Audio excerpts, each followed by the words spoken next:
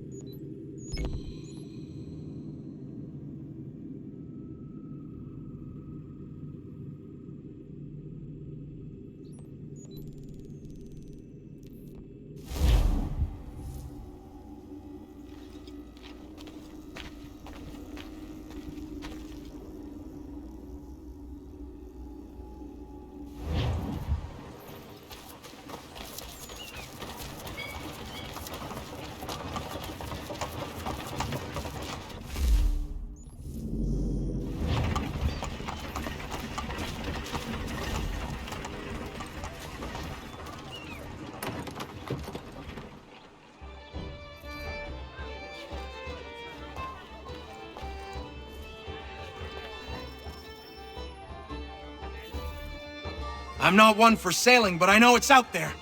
Some call it a kraken, others just a sea monster. They say it's 50 feet long if it's an inch, and it rolls ships for sport. You won't find me on the high seas searching for the beast. That's a guarantee I can give you. But it's a riddle that needs solving.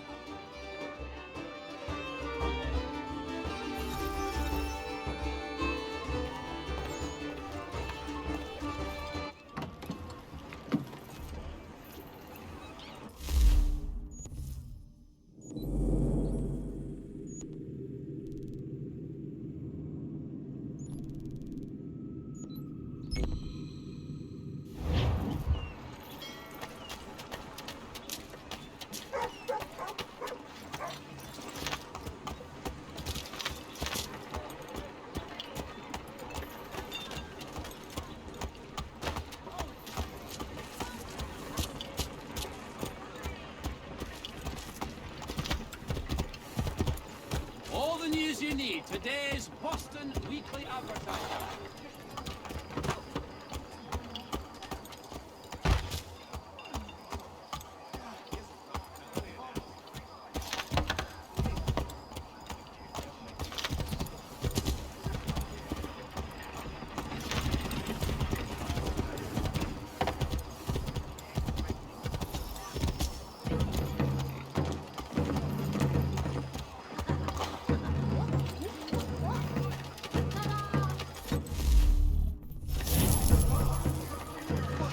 Seen the serpent? You bet your arse I seen the serpent. Thing was horrifying. Where was it? Just out past the breakwater. Came up to the surface to have a look, then plunged right back down again. The parts I saw was 30 feet. Who knows how much remained underwater?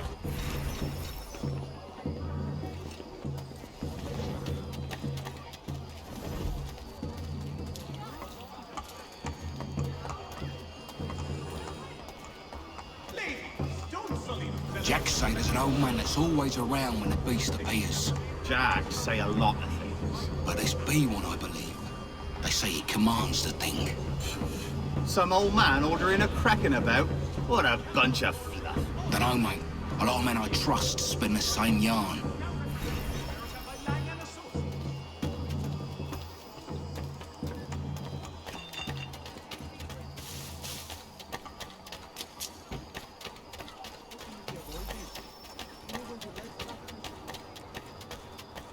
You hear the serpent weaver died? The old thief's buried not far from here. Man was up alive. Good riddance. That old fellow people said called the Kraken bought the farm not long ago. Nobody's seen the beast since. So it was true then. Didn't say that. Maybe you could ask his widow. She won't leave his grave.